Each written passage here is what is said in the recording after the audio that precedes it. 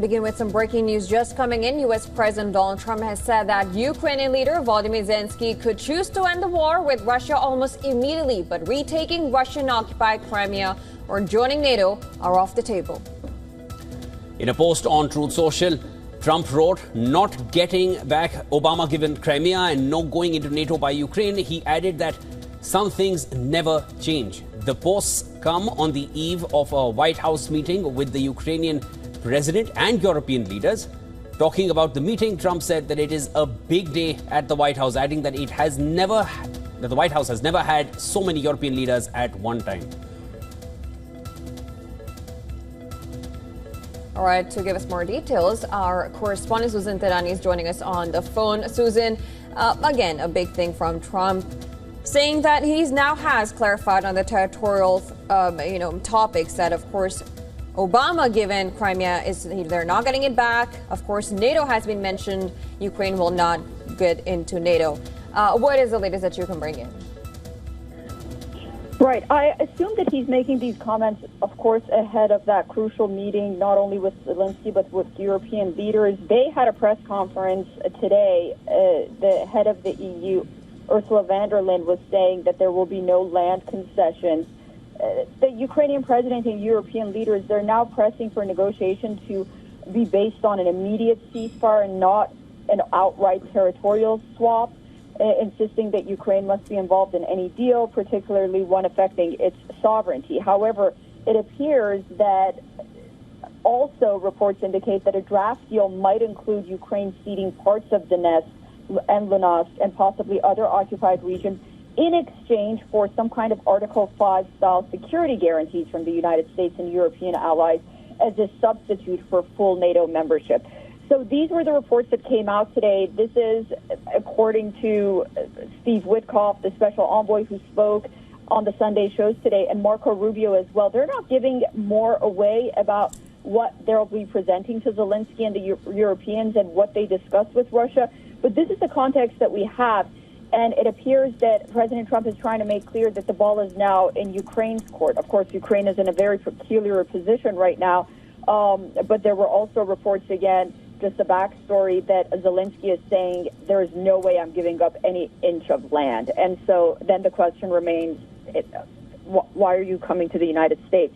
So it's sort of very fluid, but appears the context seems to be what we know of this, and that's why President Trump decided to put out this Truth Social post. I guess we'll soon find out tomorrow after the meeting or during the meeting.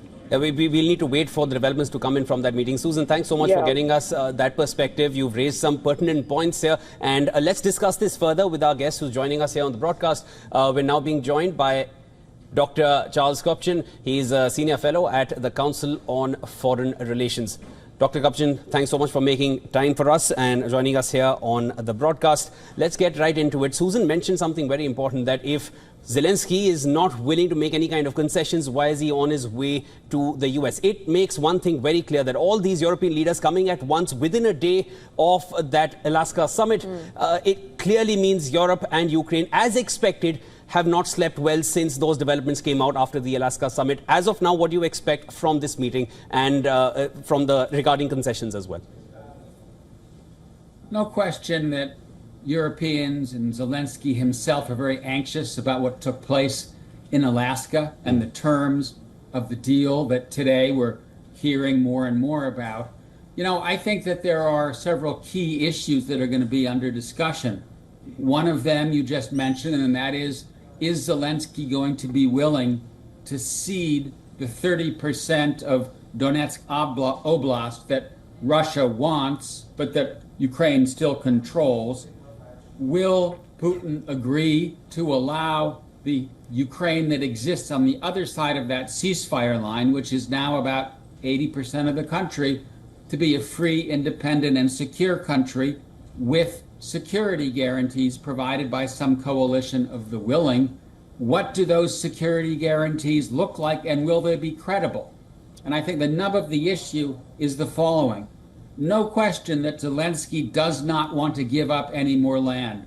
Many, many tens of thousands of Ukrainians have died to protect those portions of Donbass that Putin is asking for. But if Zelensky has reason to believe that this war will end in a durable way, then it is possible that he may say, okay, I don't like this, but I'm going to let this land swap take place in the service of bringing the death and destruction to an end. Will he go down that road? Let's see tomorrow. We'll need to wait. Absolutely. And it's interesting because now we're also looking at, last time Zelensky was there, he was alone. Now he has a whole party of European leaders. It would have been a G7 summit if not for Finnish present at that point. So according to you, how is the European leaders are going to, what kind of role are they going to be playing here? Especially regarding the security guarantees in NATO. You know, I think everybody remembers with a certain amount of horror the meeting that took place several months ago when Trump threw Zelensky out of the Oval Office and then stopped the flow of intelligence and military assistance. And so I think these, the Europeans are coming to say, we have Zelensky's back, we're with Zelensky, don't make a deal over his head. If Zelensky doesn't say yes, you have no deal. And remember, Mr. Trump, a bad deal is worse than no deal. It's a unified voice coming from Europeans. This is extraordinary. 7 different leaders are coming to participate and to back Zelensky.